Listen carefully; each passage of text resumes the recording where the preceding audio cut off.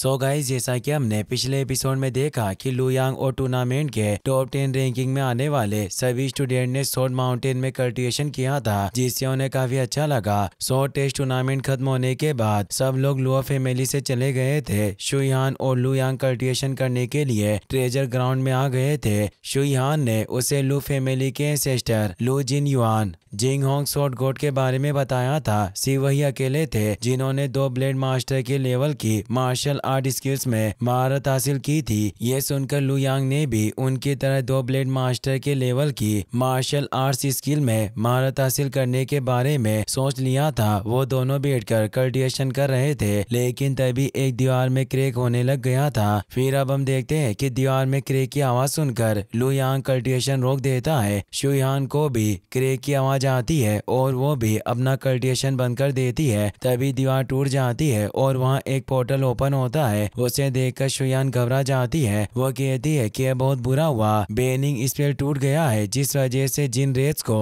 Ice demons domain में बंद किया था वो सील भी बर्बाद हो गई है। लुयांग रेस के बारे में पूछता है। शुयान बताती है कि रेस वो बीस्ट होते हैं जो सोड की एनर्जी को एजो करके इंटेलिजेंट बन गए। इस जगह पर आइस एलिमेंट की बहुत ही ज्यादा सोड एनर्जी है, क्योंकि बहुत वक्त पहले यहाँ रेस रहते थे और इसे आइस डोमेन कहा जाता था। उसके बाद में हमारी लुओ फैमिली के सोड गॉड एंसेस्टर ने इस जगह को सील कर दिया और ये ट्रेजर ग्राउंड उसी आइस डोमेन के ऊपर बना हुआ है। सोड गॉड के स्टेचू में एक और स्पेल लगाया गया था ताकि वो रेस को आइस डोमेन में रख सके। इसी कारण से ट्रेजर ग्राउंड की कल्टिवेशन स्पीड बाहरी दुनिया से दुगनी है। लुयांग पूछता है कि शायद ये स्टेचू कुछ ज्यादा ही पुराना हो गया है जिस वजह से ये बेनिंग स्पेस टूट रहा है। मगर अब हम क्या करेंगे? क्या हम यहाँ से बाहर नहीं जा सकते? शुयान कहती है कि जब तक अंकल जिंगजी अपने टोकन की मदद से डोर नहीं खोलते हम यहाँ से बाहर नहीं जा सकते। ये रेस बहुत वक्त से आइस डोमेन में कैद थे जिस वजह से इन्हें बहुत गुस्सा आ रहा होगा और उसी की वजह से सील टूट गई। आइस डीमंस डोमेन में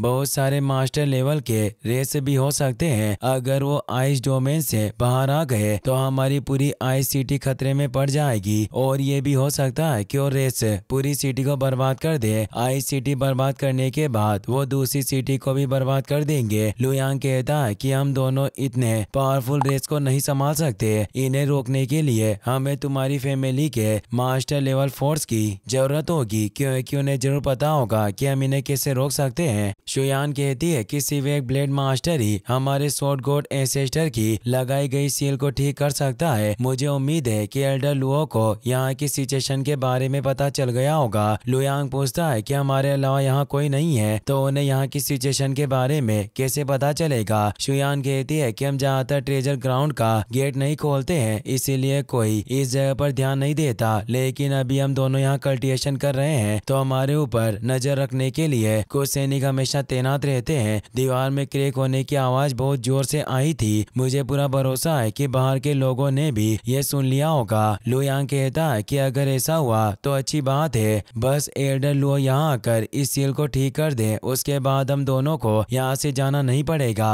और हम आराम से अपना कल्टिवेशन कर पाएंगे। फिर हम ट्रेजर ग्राउंड के बाहर 2 सैनिकों को देखते हैं। वो एक फॉर्मेशन की मदद से ट्रेजर ग्राउंड के अंदर देख रहे थे। उन्हें सील टूटने के बारे में पता चल जाता है। एक सैनिक कहता है कि तुम यहीं रुककर इस पर नजर रखो, मैं वाइस लीडर को इस बारे में बताकर आता हूँ। वो सैनिक दौड़कर लुओ जिंगजी के मेंशन पर जाता है। वो वहाँ तैनात सैनिकों से कहता है कि ट्रेजर ग्राउंड की सील टूट गई है और प्रिंसेस शुयान की जान खतरे में है। तो सैनिक लुओ जिंगजी को बुलाने लगता है, लेकिन दूसरा सैनिक उसे रोक देता है। वो कहता है कि वाइस लीडर यहाँ नहीं है, तुम एल्डर लुओ के पास जाओ। तो सैनिक दौड़कर एल्डर लुओ के पास जाते हैं। वो उन्हें बताता है कि ट्रेजर ग्राउंड का बेनिंग स्पेल डैमेज हो गया है जिस वजह से आइस डोमेन की सील टूट गई है और वहाँ 2 पोर्टल ओपन हो गए हैं। यह सुनकर एल्डर लोग घबरा जाते हैं। वो पूछते हैं कि क्या जिंगजी ने ट्रेजर ग्राउंड का डोर खोल दिया? शुयान और लुयांग सही सलामत बाहर आ गए ना? सैनिक कहता है कि आपके पास आने से पहले मैं वाइस लीडर के पास गया था, लेकिन वो किसी काम से बाहर गए हैं और अभी तक ट्रेजर ग्राउंड का डोर बंद है। यह सुनकर एल्डर लो तेजी से उड़कर ट्रेजर ग्राउंड की तरफ जाते हैं। वो अपनी पावर से एक पोर्टल ओपन करते हैं और उसकी मदद से अंदर चले जाते हैं। लुओ जिंगजी दूर से ये सब देख लेता है। वो किसी को सिग्नल देने के लिए एक फायर एरो आसमान में चलाता है। उस एरो को देखकर blood sword Elder legendary sword tower के ऊपर खड़ा हो जाता है। दरअसल लुओ जिंगजी ब्लड स्वॉर्ड एल्डर के साथ मिला हुआ था और उसी ने ट्रेजर ग्राउंड के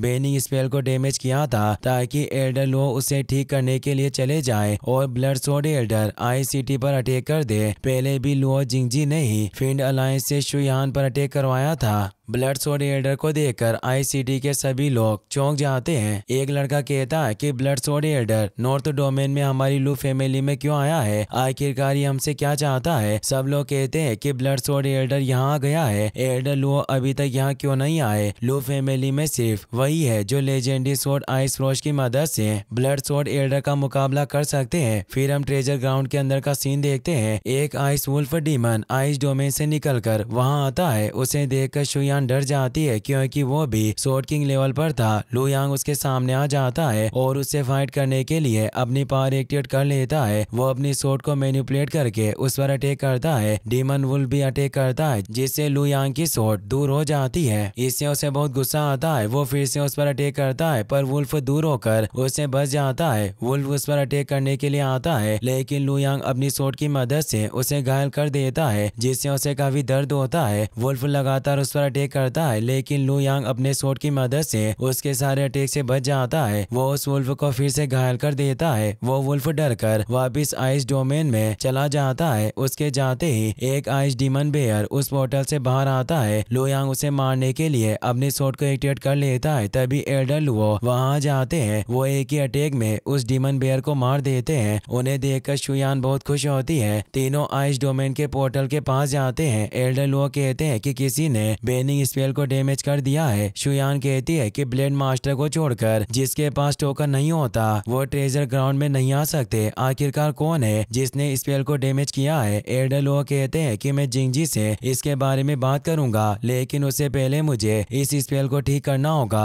Elder Luo ice frost sword को अपने पास बुलाते हैं। आइस फ्रोस्ट स्वॉर्ड उनकी तरफ आने लगती है लेकिन तभी giant blood gold sword ice frost को रोक देती है। इससे एल्डर लुओ समझ जाते हैं कि जिसने भी ये स्पेल डैमेज किया है वो लेजेंडरी स्वॉर्ड आइस फ्रोस्ट लेना चाहते हैं। एल्डर लुओ एक पोर्टल खोलकर वहां से ब्लड स्वॉर्ड एल्डर के पास जाते हैं। उसे देखकर उन्हें बहुत गुस्सा आता है। इसी के साथ ये एपिसोड यहीं पर खत्म हो जाता है। गाइस अगर आपको वीडियो पसंद आया हो तो इस वीडियो को लाइक करने के साथ साथ चैनल को सब्सक्राइब जरूर कर लेना। मिलते हैं नेक्स्ट वीडियो में।